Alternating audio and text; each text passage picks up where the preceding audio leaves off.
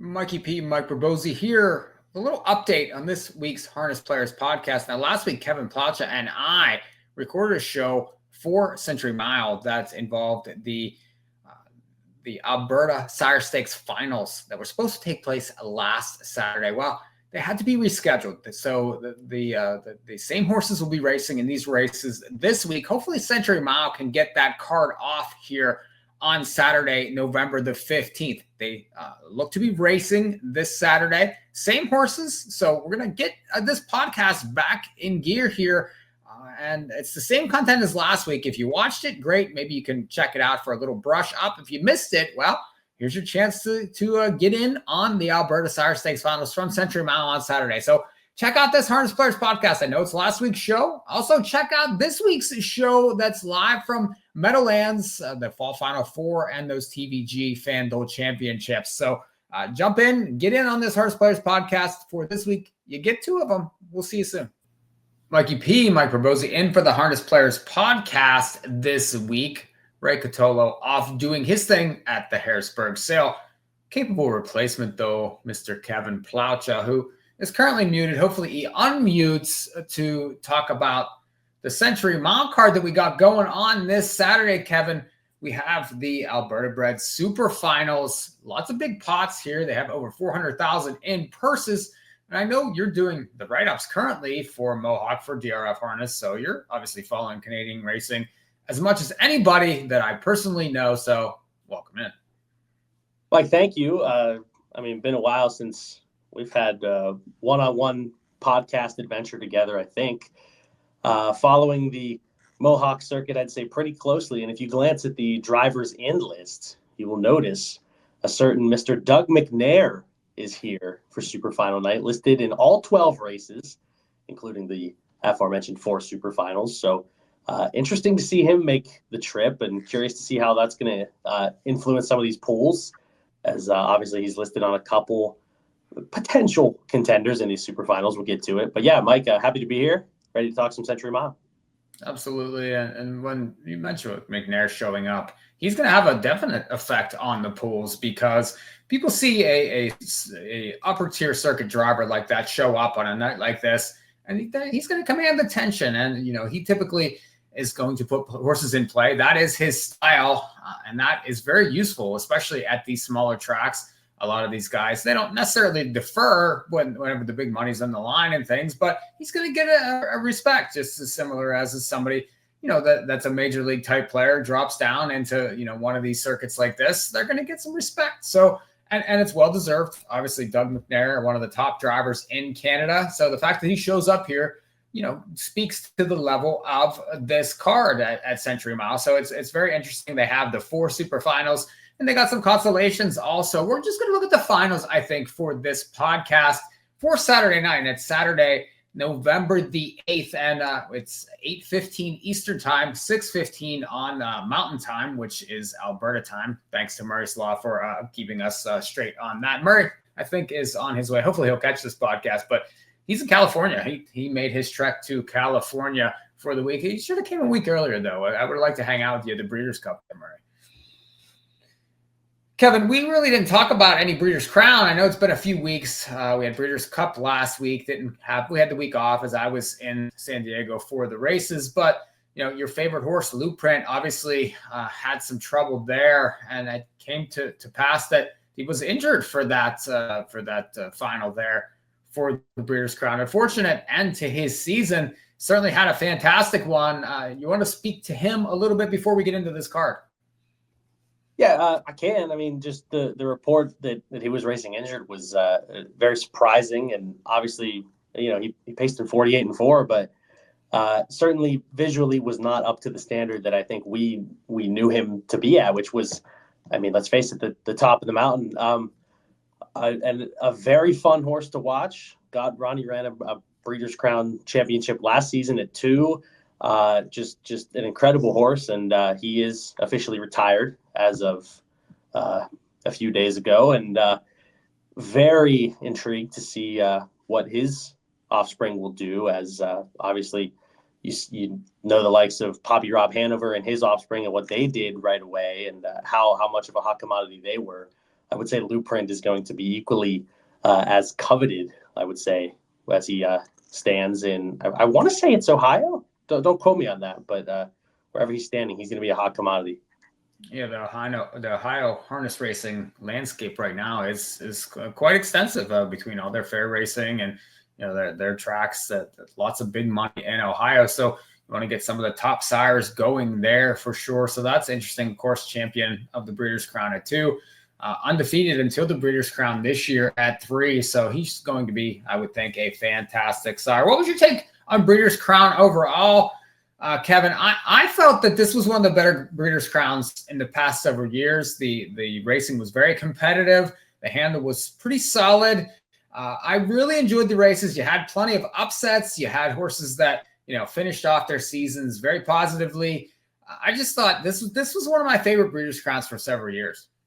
I think Friday as a whole was just unbelievable. I thought with Storybook Love and the way that she was able to just glide up the inside as effortlessly as she moved. Apex came up short in the 2-year-old Colton Gelding trot, but that opened the door for Spencer Hanover to survive a quick inquiry. Bo Jangles was 12 for 12. I mean, that whole, and Luadipa, I can't forget Luadipa, Mike. You know that. I've been on that horse since day one. I was the one tweeting about her, how she was the full sister who looks good at Lulu.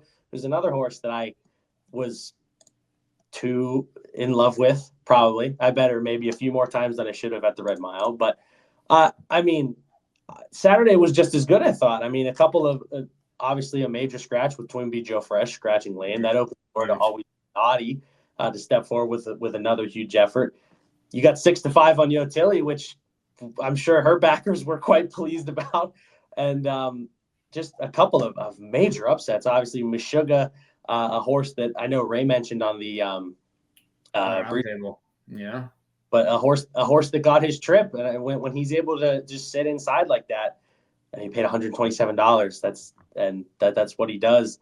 Lexus Cody was upset, and the winner of that Glamour Boards final, Sipping on Sea Rock, he was a horse that coming out of the Adios, he went down to the Red Mile. I thought he was coming back into top form, and he went down to the Red Mile. Now, say what you want about the Red Mile, but he looked at his best. He looked the best he ever had, and maybe he was coming up a little bit on the wrong end of his form cycle coming into the Breeders' Crown, but he got the job done. He paid almost $12. Just an exceptional weekend, I thought. I know we might be a couple weekends removed from it, but I mean, looking back, I thought a big success and some very excellent racing. Absolutely, and they moved to Scioto next year. That'll be very interesting to have the Breeders' Crown show up there. Yeah, you're just a hop, skip, and a jump there now from living in Ohio there in Northfield, but maybe not quite a hop, skip, and a jump. It's a couple hours. It goes by quick, I think. But yeah, having it in Scioto, when was the last time with Pocono, probably? Last time it was at a 5? I think so, absolutely. And I was at that Breeders' Crown, actually. That was, that was quite a while ago. That was almost 10 years, yeah? Yeah. We'd have to look that up. Ray would know right off the bat. Enough Breeders' Crown. Let's talk Century Mile here for this weekend, and this is Saturday, November the 8th. Let's look at these super finals here. But first, Kevin, I want to mention, of course, the most popular, I think, horse in Alberta is Shark Weekend. Hasn't really quite been himself in his past 3 starts. Now he gets a drop. He gets Lasix. He's in race number 5. He's going to be about 1 to 100. Does he finally get himself back together? I know I really didn't prep you for this necessarily, Kevin, but everybody knows Shark Week. Is he going to get back to himself on Saturday night?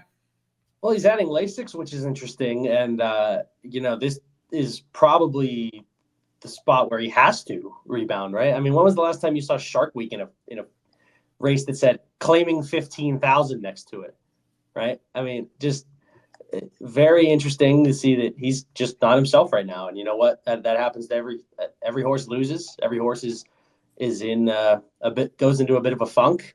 He's 7 years old. He's not going to be pacing sub 150 miles forever. But this is his opportunity to drop back down and sort of, remind everybody how good of a horse he is. And I think he'll be able to do that. He draws well. He's adding Lasix, and he's dropping from facing some pretty nice horses up there in the likes of Mercedes and Midnight Mover, some of the week-to-week preferred types. So I think he gets back to himself. Yeah, he jumps in that condition. It's numbers of 2,500 last three. So he gets in under that condition. There'll be no tags, I wouldn't think, for Shark Week. At least I would hope not. No. Right now. Let's go to the super finals, though, Kevin. And we're going to start in race number 7. And we got 2-year-old colts and geldings here. They're going for 90,000. Now, the Great Shark starts from the rail and has 6 straight wins there on the card and some blowout wins at that. He looks quite faster than most of these here, but maybe can we get an upset from the 4 Libra Monday? You got Brandon Campbell training, driving. This horse is coming on recently, has shown the ability to kick sub 28 in miles. If you look back to that October 10th line, was able to, now, albeit off a perfect trip, but typically when you get Campbell driving, he puts them in the right spots. 8-1 morning line. Can they upset the favorite here, or what's your thoughts? I think he has a big chance to upset the favorite, actually. If you go back and watch his replay from his latest on Halloween night, I thought he raced huge. He had lots of pace at 3/4. He was going to flip off cover 3 wide. He had to actually re-engage because the horse in front of him made a break. So that kind of stopped his momentum and maybe forced him even a bit wider than he wanted to go. And the fact that he re-engaged like that and was able to finish second, I thought that was a huge effort from him. And I think you're going to get the right price. Now, I'm curious to get your take on this. Who goes off the favorite between the 1 and the 6? Because last time the Great Shark was 4-5. Ruler of Dragons was 3-5. And now Ruler of Dragons gets Doug McNair. But it's off the rail, so might have the advantage in terms of just getting to the front easier and maybe even holding off a potential quarter move and just forcing that horse into the pocket. Real quick, who do you think goes off favorite between the 1 and the 6? I think the 6 will be favored just with the McNair factor there. And a rare loss for Ruler of Dragons last time. Now, big money on the line here. But a lot of the ones next to the Great Shark, it's hard to fault that. So people see that. I do think the driver, though, there will tell the story, and Ruler of Dragons will likely be favored again. But I think it'll be close, similar to last time. They were within 30 cents of each other, and I think that could be very similar, which will up that price there on Libra Monday if you're interested in that one. Kevin, anybody else in this race that you might be interested in? I mean, when they go for big pots like this, sometimes you can get some interesting results, albeit we talked about some of the Breeders' Crown races that went to some big prices. Maybe a horse like Mayhem and Madness. I know you have an outside post there, but this horse is another one that likes to come from off the pace. Did make a break last time when favored. This one have a shot here, but has to really maybe behave, I would think. Yeah, he's quirky, but he's quick, I think. And that was going to be the horse that I mentioned. I think if there's any other logical horse, it would be Mayhem and Madness. And look, you're going to get 10 times the price, right? I mean, he was 6-5 last week going up against Libra Monday, but now he's up against these 2 killers in here. I mean, you might even get 15 times the price on Mayhem and Madness, especially with that wide post. So, I mean, if you think he's going to bring his best, the price will certainly be right. Just want to real quick mention some multis that are offered at Century Mile. I didn't. You got to pick 5 that starts early in that first race, and then you got a late pick 4 also that starts later in the card. We have 12 races at Century Mile, so race number 9 brings that pick 4. We're going to look at race 8 before that, though, and there's another $90,000 super final here for the 3-year-old fillies, Kevin, and you have the matchup here with the 3 Custard Dolce taking on Made Me Change My Mind. I think those 2 will be the top 2 in the wagering. Both have done very well this year. Custard Dolce, 235,000, 8 wins in 11 starts, and is rounding back into form. Took a little time off there from August, and the last 2 starts have been nice wins, adding Lasix at very, very short prices. Does the beat go on here? Or again, can we maybe see an upset? I think it does, although if you're trying to play against her, I mean, you could see her maybe getting into a bit of trouble if Giesbrecht maybe gets a little bit too confident in what he has. Also, she's been off a few weeks. Real quick, wanted to mention there is a pick 3 that starts in race 6. So 6, 7, 8, that's going to cover the first 2 finals that we're talking about here. But Custard Dolce, she never really looked like a loser in her latest, which if you watch that replay, you may be a bit confused because it has her on the little like graphic on the bottom of the screen with the running numbers. It has her first over, but she's actually third over. And yeah, it got a little bit confusing the first time I watched it. But I mean, Giesbrecht's just sitting chilly, gave her a couple of taps down the stretch, but she never really looked like a loser. I don't think she's going to lose this time. She was 1-5 last time, and I think she's going to be the one to beat again. Although I thought made me change my mind. Whenever room opened up, she did show similar solid kick. That was a bit of a interesting scenario that she was in around the final turn. The horse that was inside of her kind of went off the course, which gave her enough room to slide up the inside. But she's shown enough gate speed off the car that she could sit a nice trip up front. And Custard's Rendition comes off a nice win by 3 lengths and gets McNair. Might make her take more money than she probably should. Another horse with an 8-hole that's going to work off the pace. And she got a nice setup up front, I thought last time. So if she gets into the number, she's probably not going to make it pay very much. So maybe go swinging with some other big long shots if you're trying to play trifectas. But I don't see a way to get past Custard Dolce unless she gets into some trouble. Yeah, make me change my mind, though. I was able to beat that one earlier in August when that was at Century Downs. So Century Mile, a little bit of a different story, but certainly has shown the ability to race at that top level. She's made 167,000, so hard to fault her, and comes off a nice qualifier with a very sharp kick. So I think maybe, if you're looking to back someone, I think at a fair enough price, especially with all that money that Custard Dolce likes to take. Made me change my mind. Might be that right enough price to try to take a shot here in this super final for Saturday. It's race number 8. Another very interesting race there, those 3-year-old fillies. And you mentioned McNair, and this horse, I mean, it comes out of some of those condition claiming races. That horse is going to take a fair amount of money. This would be a horse that I would be probably looking to fade out of gimmicks here, just because the fact that this one has to step up. But the barn's going very well. If you look, 14 wins and 55 starts. So whenever they send them over, they typically race well, and somehow you get McNair here for this final. So there's things to like there. If you do think that this one can do something. For me, though, if you're going to use the favorites, like you said, you need something underneath to try to make some of the multis pay. Let's jump to the next super final we're going to look at, and it's race number 10 here, and this is a 2-year-old fillies here. And Kevin, this is a little bit more of a wide open race. I know BA Dragon is 9-5 on the morning line, but it comes off a loss at 1-2 on October 31st, Halloween. There's some of these others that are in form here. Can we find an upset now? I think you could. I think you could. I'm going to talk about BA Dragon first, although I have a bit of hesitation with her.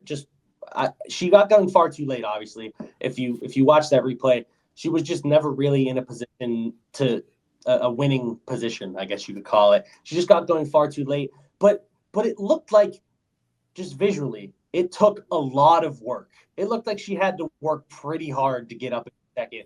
Now, take that as you will. Go back and watch the replay yourself. But it's hard to not see McNair just getting to the front and just rating and going, right? I mean, he's one of the only drivers that I really trust. He's probably the driver I trust most at Mohawk and in general, because I know he's going to give the horse a chance. And if no one wants to take their shot, I know they're going for 90K, so I would assume there might be a little more action than maybe a normal day. But it's hard for me it's just lingering in the back of my head. He gets to the front with her and just gets a 58 and change middle half and paces away in 28 and change. However, Blue Star Strike, I thought she looked good last week. She got a well-rated, she got a nice middle half, and she drew away. Now, slower final quarter, but she still won by 2 3/4 lengths, and that was over BA Dragon. Now you get Brandon Campbell, who could even get a little bit more out of her and maybe even sit a pocket trip and go by. And again, the McNair factor. Also, BA Dragon hasn't been higher than 3-5 in her last 5 starts. So you put all that together, maybe Blue Star Strike is the horse to take a shot with. Terrible Custard, I think, is interesting. This isn't something that I've mentioned yet, although I do think it has the possibility to happen in race 7 with Libra Mundi and even race 8 with Custard's Rendition. Now, normally you talk about a fast pace to allow horses to close in late. But something that I've noticed just a little bit with Century Mile is that the fractions can sometimes be a bit wonky. And when horses go too slow up front, they can allow closers to just kind of glide up and get into the race. And all of a sudden they get out sprinted and you think, oh man, this horse was was no good, but they let other horses into the race. And I think Terrible Custard is a horse that I think at an inflated number, just 1-for-7 this year, but has raced well in her last few starts, is a horse that could get towed into it just slowly, just methodical, working into the race, and then maybe out sprints the top two favorites late. And that could be a horse that you use. And I have to mention, because Alberta produces some of the best named horses that I have seen. Where was the one that racing? Chuck U Farley. Here like Chuck U. We have Just My Buck and Luck here in this final. Abso-buck-and-lutely, like they used to say around here. Of course, we're Pirate fans, so we used to say that. Actually, when the Pirates were actually winning, I don't know. That was, you might have been 5 years old at that point, Kevin. Like it's been quite a bit. I do think that this race sets up for something a little different because you don't have the dominant horse. Some of these first couple super finals we looked at, you've had dominant horses that have dominated the whole season. Well, now you got 2-year-old filly pacers here, and they've taken turns beating each other. A lot of them have 1 or 2 wins. I know you have the BA Dragon with the 4, wins in 3 seconds. So yeah, it has been very, very good so far this year, but limited starts. Now McNair, you're going to have to swallow 1-5 there. I'm not sure that she's a 1-5 shot in this race, especially with some of the other ones that are starting to come on, like the Blue Star Strikes of the world. I do think that maybe she's going to have to earn it here. We'll see if some of these others want to try to push early because that might be their only chance. And maybe you get some of these ones that are underexposed. They show up in the final here. I do think that this one is just a little bit more wide open, and I'd be more interested in opposing BA Dragon, especially in that late pick 4 that starts in race number 9. You could maybe look to try to spread out a little bit, and if you can get a price in this race and beat McNair, you certainly can get a really nice payoff in that late pick 4 at Century Mile for Saturday. Go to the last race, and go ahead, Kevin. I was going to just jump in with one more thing. If we're talking like win bet, I think Blue Star Strike is going to be a solid second choice, and it's going to be good enough to take a shot, I'd say, with a win bet. And maybe a horse like Jabba Dabba Doo with just 4 career starts, starting from the second tier. Now, she came up short 2 back whenever she was up near the front, but 3 back at track on 2, kicked 27-2. So it could be a horse that shows her best for that same Justin Curry barn that we mentioned earlier. Maybe a horse that is definitely going to be a price that you might want to consider underneath. Yeah, and you got some top barns in this race also. I mean, you have Travis Ellis, you have Nathan Sobey. I mean, and you mentioned the Curry barn, all going very well that can bring them over, that can contend in a race like this. So pretty wide open race number 10, I think, on Saturday at Century Mile. Let's go to the last, and this is the 12th race on this Century Mile card for Saturday. Another super final here going for $90,000. It's 3-year-old Colts and Geldings. And another really solid race here. You have the favorites likely going to be Outlaw Minute by a Minute that has had a really nice season. 3 wins, though, in 6 seconds, has made that $125,000. You see a lot of second place finishes, including one in that Western Canadian Derby. They were going for over $100,000 in that race. Raced really well in there, but has to face horses like Mama's Work of Art, who has had a nice season also, has made plenty of money, was 3rd in that spot in that Western Canadian Derby. I think Catitude is an interesting contender in this spot because you got the McNair factor again. So, Kevin, how are we going to get paid here in this last race? I really wanted to take a shot against Outlaw Minute by Minute, who is just so obviously the logical horse. But all those second place finishes kind of scare me a little bit and maybe scare me off to the point of trying a few others. And maybe in this final leg of the late pick 4, you get a little spready and hope to beat this favorite who, I mean, he has the kick. Obviously, it's just a matter of if he gets the right trip. And you saw how much gate speed he's shown in those qualifiers. So, could be a spot where you just get run over, maybe if you try to bet against him. But another horse that you didn't mention yet, I think he's quirky but quick. He has a mark of 53 this year. West Coast McCoy. I think it's interesting that he comes back in this spot, in this super final, off a qualifier where he kicked 26-4 in the final quarter. I mean, I think if you're going to take a shot with a horse, now I know he hasn't raced since August, but I think it's just more confidence that their connections are bringing him back in this spot after 2 qualifiers.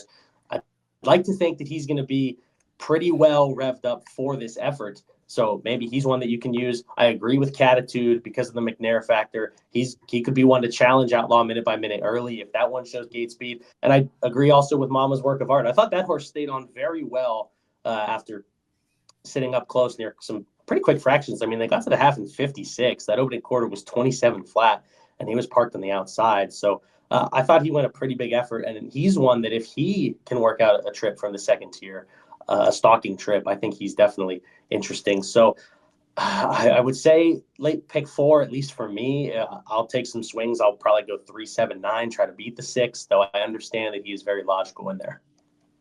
Yeah, interesting that you like that horse coming off the bench, but that 26-4 is intriguing and a very quick qualifier there on October the 25th. So maybe back and ready to roll. You got Disco Dancer off a claim for the Rebecca Canick barn. We know how dangerous she is off claims, and this is a big step up for this horse, but you're adding Lasix. You got an inside post, 12-1 morning line. So one that you should pay attention to, especially if you're trying to fill out tries and supers. May not be quite as good as some of the stars in this race, but I do think that is interesting for a barn that can turn horses around very quickly. So keep an eye on Disco Dancer there. I do think that a Mama's Work of Art, drawing that outside post, you could get a little bit of a price now, and that 9 post can be difficult. So we'll see. I do think that maybe that could help drift the price up. You got Dave Kelly, who's driven this horse all year. Very consistent, right? 9 times out of 11, 1, 2, 3. So it has a little bit of a finish, just needs a trip there. So there's a pretty nice super final to finish there for the 3-year-old Colts and Geldings.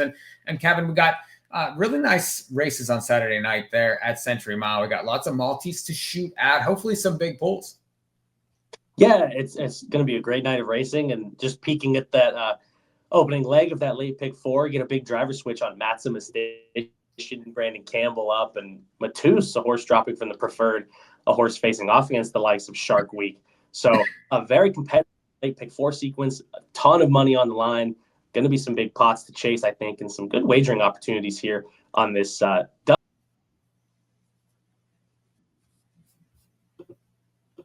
Kevin left, but he's coming back. Hopefully, come back, Kevin. We miss you, Kevin.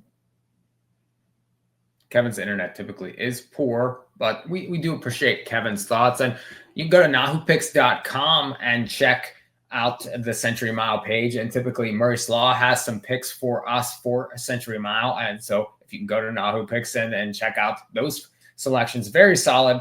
Obviously, Murray is the announcer at Century Downs, but he follows this racing. And he will have some great thoughts on these races, even though he's typically vacationing at this time. Murray likes to go to the West Coast, and I know he has made his trip there. So we do appreciate Murray doing the work there. Appreciate Kevin for coming in and doing the podcast. Hopefully, he gets some better internet for us. Kevin, are you there? No, still he's leaving. So we're going to wrap it up. Harness Players Podcast. Glad to be back. Glad to be covering Century Mile. Appreciate their sponsorship. Of course, appreciate Diamond Creek Farm and a lot of the sponsorship that they've given us this year so far. And we appreciate you guys watching the Harness Players Podcast. We should be back next week. We have some other podcast plans for Century for that fall Final Four that's going to be taking place at the Meadowlands. So check into those things. Until then, we'll see you all next time.